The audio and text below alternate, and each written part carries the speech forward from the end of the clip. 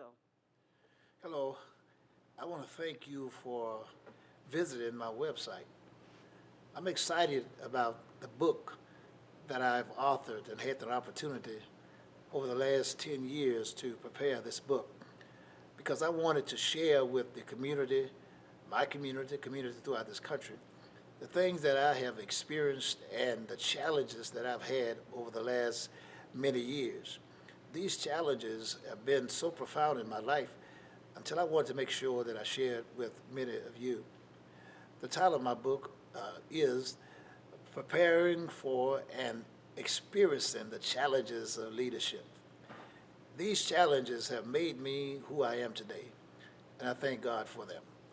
God always prepares us by giving us experiences to help us to get where He wants us to be.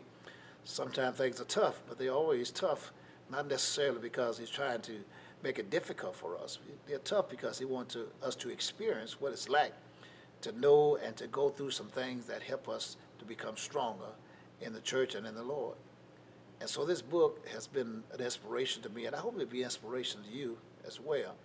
Some of the features of the book that I think are very important. There are a lot of things in the book that I think you would enjoy reading. There are a lot of compelling stories that gave me a lot of inspiration and insight to just telling them.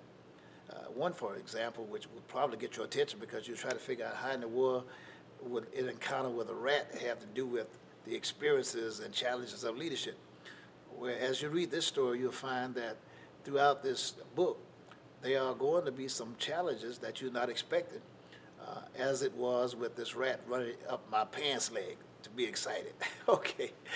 Not only that, but then there's some other stories that I think you would really have an interested in.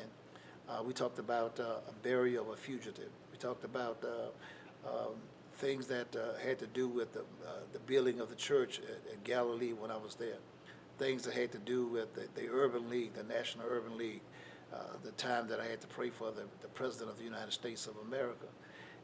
I've had brief moments where I've had the opportunity to meet not only President Bush, but President Bill Clinton, as well as President Obama. All of these people are part of this book.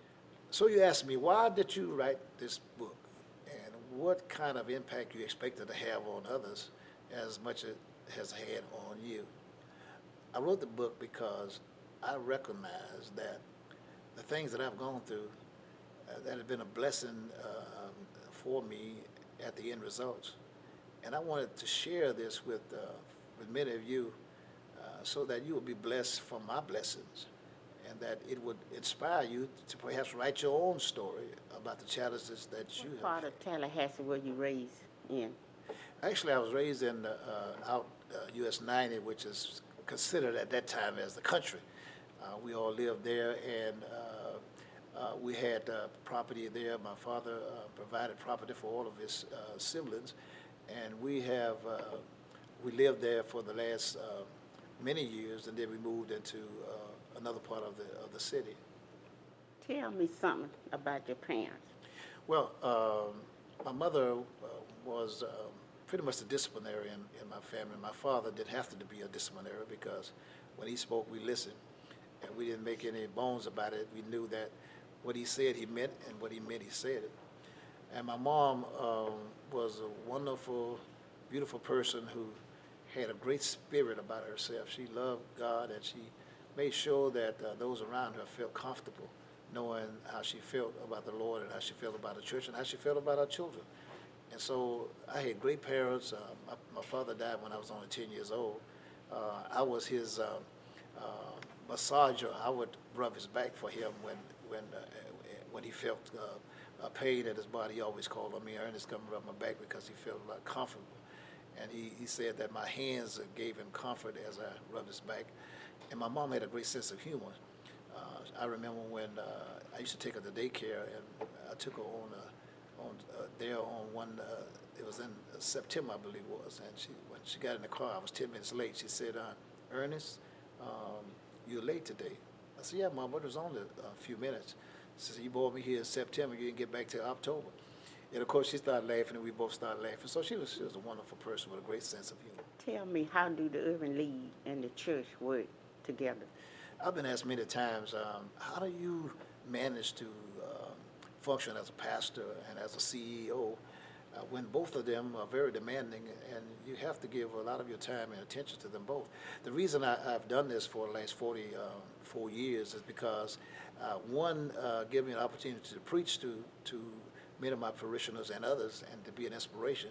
The other one gave me an opportunity to not only preach to them, but to provide leadership, provide programs and services that can implement the things we preach about. It's good to talk about what the Lord would do for you, but when you can implement that through services and programs, then that makes a great difference. So there is no conflict. Matter of fact, it's a marriage, and it's a marriage of ministerial substance, and I enjoy doing them both. There's so much in the book that I think that you will enjoy, and I hope that that this book will be an inspiration for you. And I just want to encourage you to click on several of the things that we have to offer in the book, the different areas in which I think you'll enjoy. And also, if you want to get a copy of this book, you can click on the application for the book. You'll be able to order it online. Everything is basically done online. And so once you get it and read it, and give us a call or send us an email. Let me know if it had an impact on you and just what you thought about it, okay? Thank you so much for your attention, and God bless you in a very special way.